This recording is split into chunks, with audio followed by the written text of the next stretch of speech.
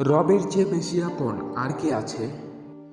আমি আমার রবের সাক্ষাতের আশায় মৃত্যুকে ভালোবাসি। আমাদের জন্য আল্লাহই যথেষ্ট এবং তিনি কতই না উত্তম কর্মবিধায়ক। তোমরা মন্দ কাজগুলো যেভাবে গোপন রাখার চেষ্টা করো তার চেয়ে অধিক তোমার নেক আমলগুলো গোপন রাখো। কোনো ইবাদতকে যদি তুমি হৃদয়ের প্রশান্তি খুঁজে পাও তবে তাতে মনোনিবেশ করো।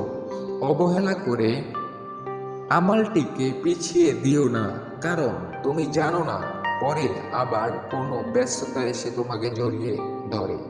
আপনি যদি সুখ চান তবে জ্ঞান ও শিক্ষার সন্ধান করুন, তাহলে দেখবেন দুশ্চিন্তা ও হতাশা ও দুঃখ বেদনা আপনাকে ছেড়ে পালাবে।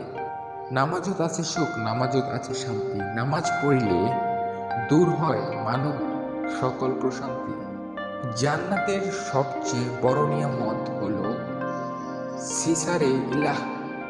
আপনি যদি দেখতে পান কোনো ব্যক্তির আগ্রহ কোরআনের আয়াত শোনার বদলে কবিতার প্রসক্তি শোনার দিকে, কোরআন শোনার পরিবর্তে সুর শোনার দিকে, তাহলে সেটাই সব থেকে শক্তিশালী প্রমাণ যে তার হৃদয় আল্লাহর ভালোবাসা ও তার কালাম থেকে শূন্য হয়ে গিয়েছে।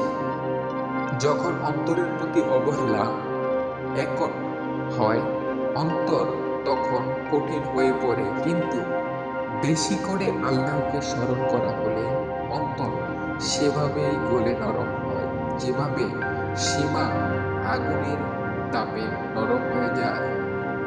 পাপ কাজগুলো মানুষের চেহারাকে কুৎসিত করে দেয়।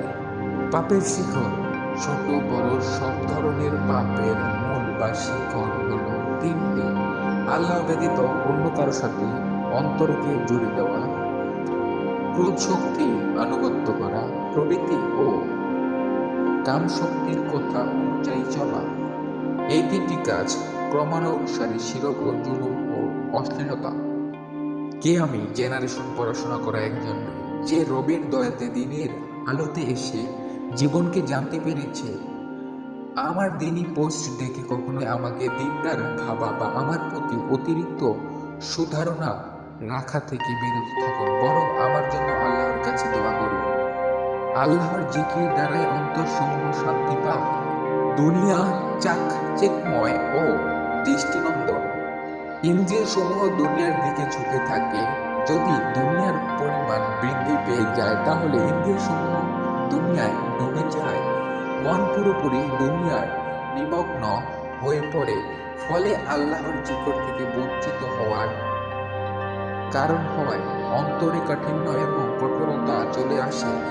সম্পদ এবং প্রতিপত্তি যত বেড়ে যায় অন্তরের কাঠিন্য ততই বৃদ্ধি হয়ে যায়। প্রত্যেক ব্যক্তি নিজের কৃতকর্মের জন্য দায়ী। এই দিনে আসমানের এমনই এক ওহী যেটাকে আমরা রাসূলুল্লাহ সাল্লাল্লাহু আলাইহি সাল্লাম এর মাধ্যমে পেয়েছি। সুতরাং এই দিনের কোনো অক্ষর আমরা বাড়াবো না এবং কোনো অক্ষর কমাবো না। যৌবনের চেহারাটা মানুষ পছন্দ করে, আর যৌবনকালের ইবাদত স্বয়ং আল্লাহ পছন্দ করেন। আল্লাহ কেবল চান তোমাদের থেকে অপবিত্রতা দূর করতে এবং তোমাদের পবিত্র ও নিষ্কলঙ্ক করতে। মহাপ্রণয়ের পদযাত্রায় আমি মুসাফির, আর তার চেয়ে কার কথা উত্তম হতে পারে যে আল্লাহর দিকে আহ্বান জানায় এবং সৎ কাজ করে আর বলে অবশ্যই আমি মুসলিমদের অন্তর্ভুক্ত। শয়তান তোমাদের দারিদ্র্যের ভয়ে দেখায় আর কৃপণ হতে উৎসাহ যোগায়। অপরদিকে আল্লাহ তোমাদেরকে ক্ষমা ও আনুগত্যের প্রতিশ্রুতি দেয়। যখন আপনি আপনার প্রার্থনা শব্দের মাধ্যমে ব্যক্ত করতে পারেন না, তখন আল্লাহ আপনার মনের কথা শোনেন।